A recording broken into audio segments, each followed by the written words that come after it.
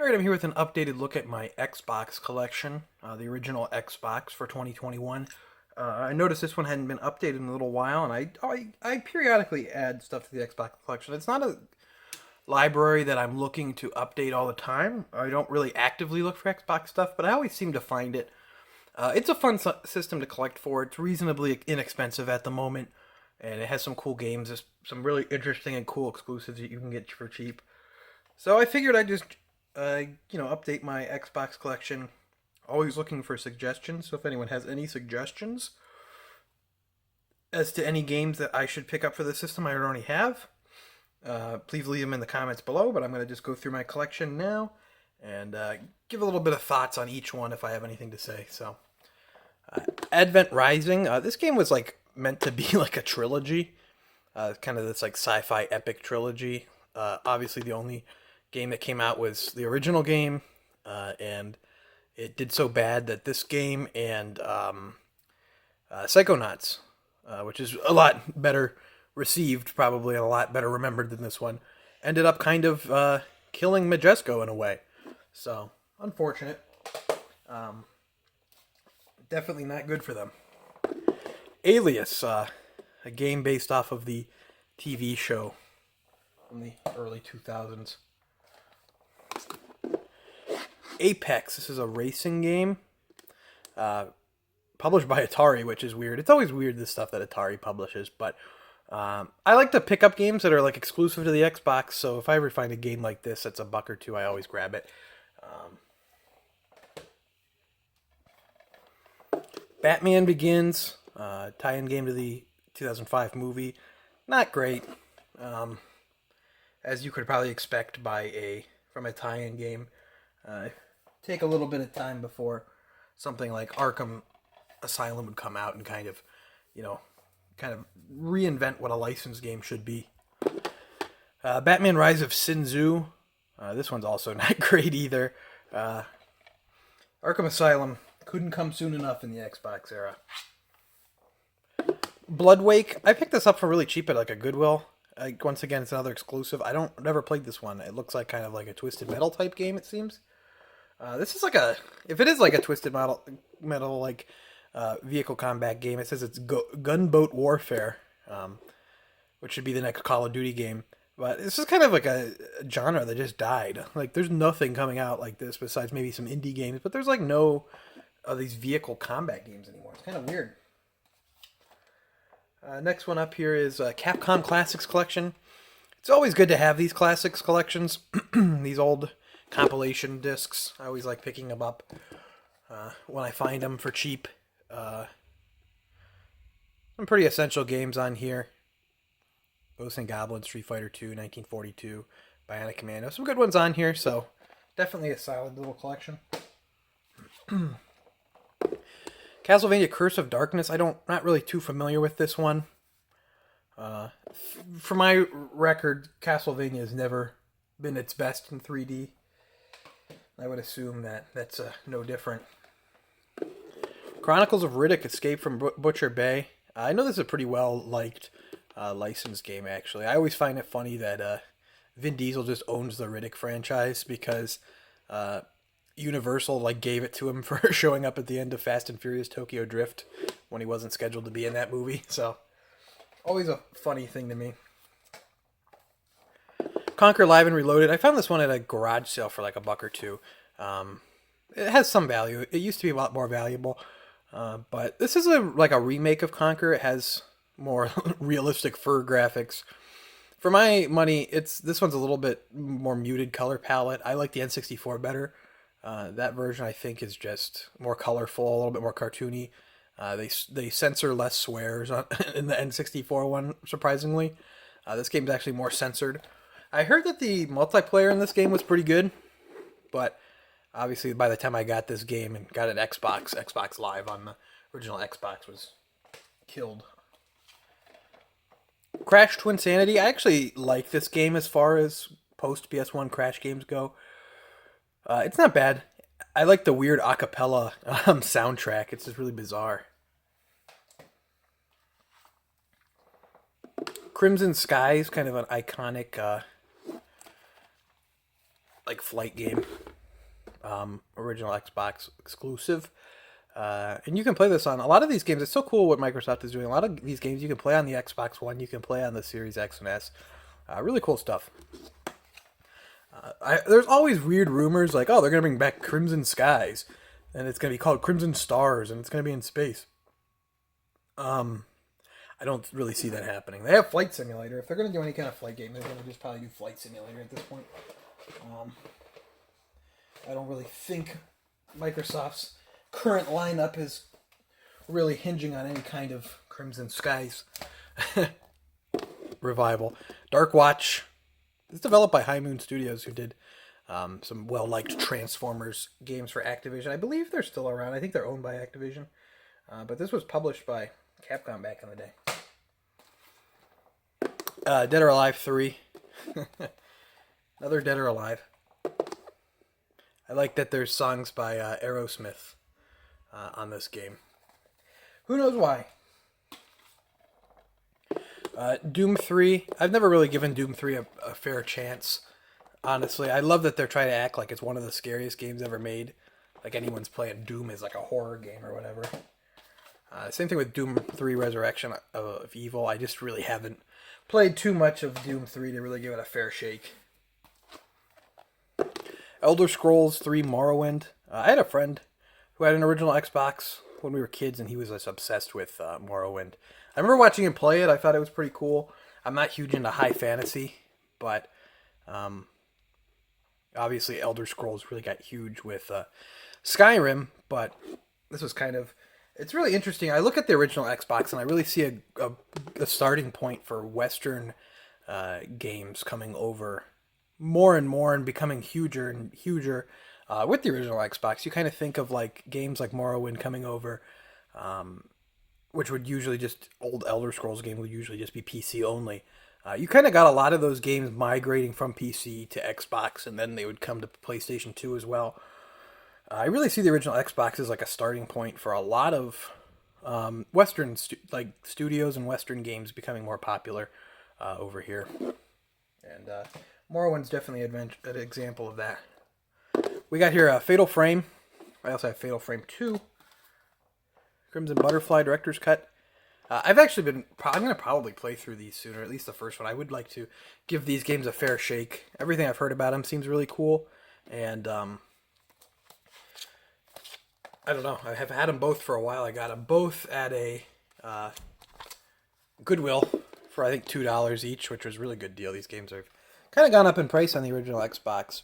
But, yeah, I'd like to give these a shot. I know Nintendo kind of, like, at least partially owns this franchise now after 4. So 4 and 5 are, like, Nintendo exclusives. But definitely would like to jump into this series. I also love Fatal Frame, based on a true story. It's like, all right, buddy. Sure. The Godfather, the game. Grabbed by the Ghoulies. If I'm not wrong, this is the original, the first Rare game to come out on Xbox. This was the first of their games that ended up coming out. I could go on for like 10 hours about why I wish Rare had not been sold to Microsoft. But one thing is interesting is that it actually name drops Donkey Kong Country on an Xbox exclusive game. So you got Donkey Kong Country name dropped on their, on an Xbox exclusive game cover. Interesting game. I'm not a huge fan of it, but definitely historically interesting. And it's kind of a neat concept, I guess, but I'm just post Nintendo Rare is not exactly something I'm too thrilled with. Especially like 360 era Rare when they were doing Kinect crap. Halo Combat Evolved and Halo 2 classics. I'd like to give the Halo series a fair playthrough at some point and play through all the mainline games. I like Halo. I think it's pretty good, but I've never really gone through all of them.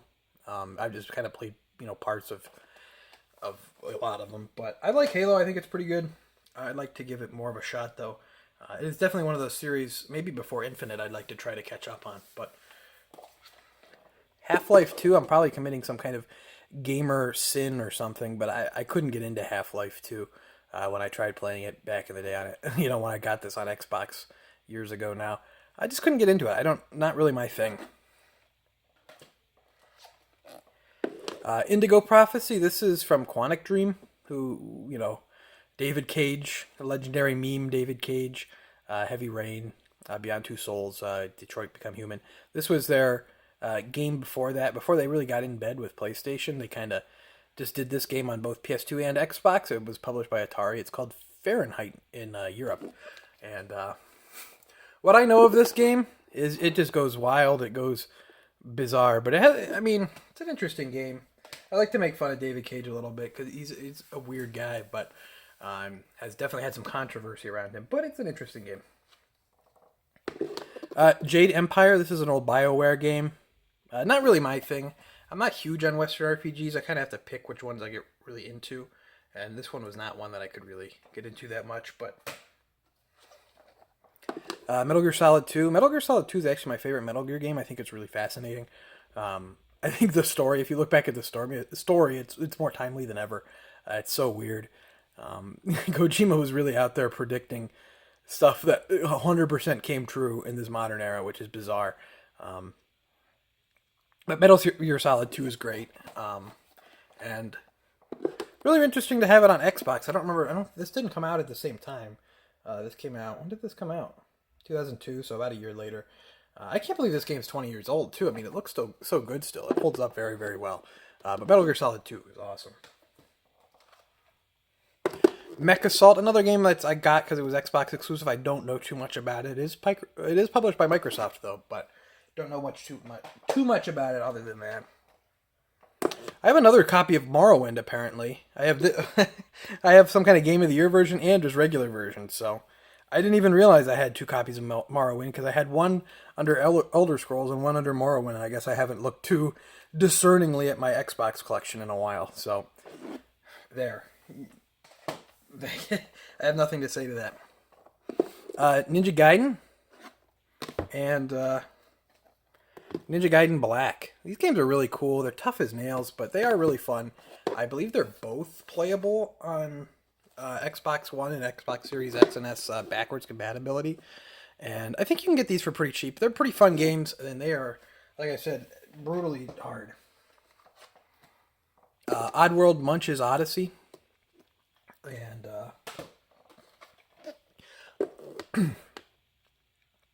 Oddworld Stranger's Wrath as well. There's another games that I'd like to give a good chance. I know a lot of people like Oddworld, and they're coming out with that new one on PS5, but I think it's actually going to be free for PlayStation Plus owners, but just haven't gotten around to giving the series a fair chance yet. But I did play a little bit of Munch's Odyssey. I thought it was kind of fun. Otogi. This is an old From Software game, published by Sega, and I've heard good things about it. I got a good deal on it a couple weeks ago, so I haven't sat down to play it yet or give it a shot, but I've heard good things about this one. Would like to sit down with it at some point, and another Xbox exclusive. Really cool game here. Sega was really kind of treating their Xbox as like a Dreamcast 2. There was some fascinating stuff on the Xbox, and like Shenmue 2 was exclusive on the Xbox over here in North America. Interesting stuff. But Panzer Dragoon Orta, this one's really cool. This one I know is backwards compatible, and it's just a really, really well done game. And playing it, I've seen some footage of it in backwards compatible. I'd like to actually try it out for myself. I've only ever played it on original hardware. It looks really nice. A lot of these games upscale and hold up like really nicely, even when played on modern hardware almost 20 years later. Pariah. I don't even know what this game is. You could have told me that I owned this game, and I'd be like, no, I don't own this game. I have no idea what Pariah is. Looks like a first-person shooter with like building mechanics. If anyone knows what Pariah is, let me know. I honest to God don't know even where I got that from or what is up with that. Sid Meier's Pirates. Return to Castle Wolfenstein. This is remember that this is a pretty big Xbox Live game back in the day. I have not given this one too much of a shot either, but it's crazy. Wolfenstein continues to be relevant. Really, really cool stuff. It's ancient game series now, and it just continues to find relevancy like every once in a while. Sega GT 2002 and Jet Set Radio Future. This was like a pack-in title with certain Xbox systems, and Jet Set Radio Future is awesome. That game's really, really cool. It's a shame that Sega just wants nothing to do with Jet Set Radio. Uh, because, Jet Grind Radio on Dreamcast and Jet Set Radio at Future is really, really, really cool games. Really, really fun, unique art style. Uh, bizarre, but also really good music by the ultimate Twitter user, Hideki Nagamura, I think? Naganuma. I don't know. Who knows? I can't remember. I follow him on Twitter. His tweets are just awful. Uh, yeah, like once again, this kind of Dreamcast 2 kind of thing where I feel like really PS2 didn't get a lot of great Sega support. I kind of got bare minimum Sega support. GameCube got some good Sega support, but really Xbox was like really out there giving them some good stuff. So SNK versus Capcom, SVC Chaos. I thought this game was pretty cool. I'm by no means some kind of expert at fighting games, but what I played of this one, I thought it was pretty cool. This was I think this game is kind of shot up in value. I got this once again at a pawn shop for a few dollars. Just recently, Xbox stuff kind of started to go up in value, but for years and years, you could get these games for really cheap because just no one wanted them. I don't know what it is. I feel like not until backwards compatibility hit is when these games started kind of going up in price. Star Wars Battlefront. I have a lot of fun memories of playing these games. I had two friends who had Star Wars Battlefront games because I had a GameCube. I had a friend with a PS2 and I had a friend with an Xbox as a kid, and I remember just playing these games a ton. They were really fun, the original ones. The new ones, but the original ones were classics, at least from what I remember. I have not revisited the originals, so I have no idea if they hold up. I kind of would just rather remember that as the fun game I played as a kid and maybe leave it at that. Another pack-in title that's kind of interesting, Star Wars The Clone Wars and Tetris World. I don't know what the heck what they were thinking when they did this, because one of these is published by THQ and the other one's published by LucasArts, so it's don't know where this partnership came from for Microsoft making that a pack-in, but Star Wars The Clone Wars, not a very good game. Tetris Worlds, I mean, you'd be hard-pressed to mess up Tetris, although I know Ubisoft's done it, so who knows. Star Wars Jedi Knight, Jedi Academy. I know a lot of people play this game. I think they just re-released it on the Switch, but I don't think I've ever really messed around with this one. Kind of like a multiplayer arena game, if I'm not mistaken. Star Wars Knights of the Old Republic and Knights of the Old Republic 2. First game is developed by BioWare. The second one is developed by Obsidian, who's now owned by Microsoft, so that's kind of interesting. But these were console exclusive on Xbox. They were also on PC. I've heard great things about them. This is some people think this is some of the best Star Wars out there. I've played a little bit of the first one. I would like to go back. I know these are backwards compatible too, which is really tantalizing for going back to some of these games, but I can just play them really easily, with my wireless Xbox One controller, all that. Upscaled, they can look nice, but I would like to give these ones a chance too, because I've heard really good things. Star Wars Obi-Wan. I'm not familiar with this game either too much.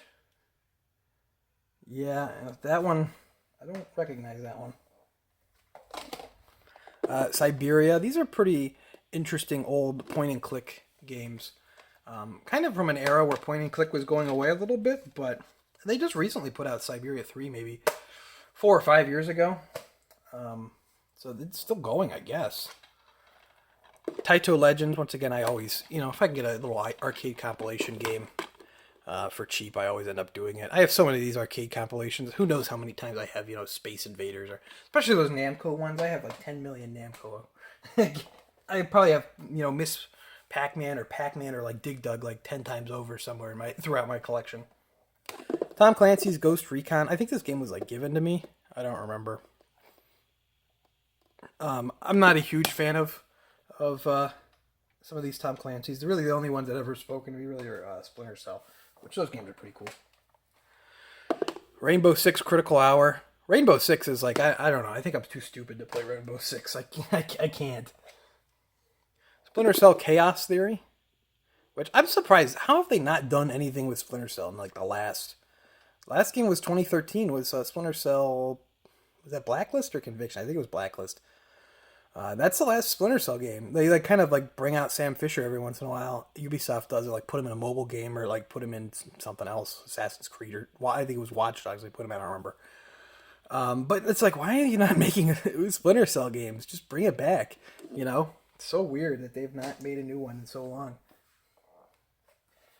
And Unreal Championship 2, another Xbox exclusive. I know this one was just given to me by someone who just got rid of their Xbox stuff.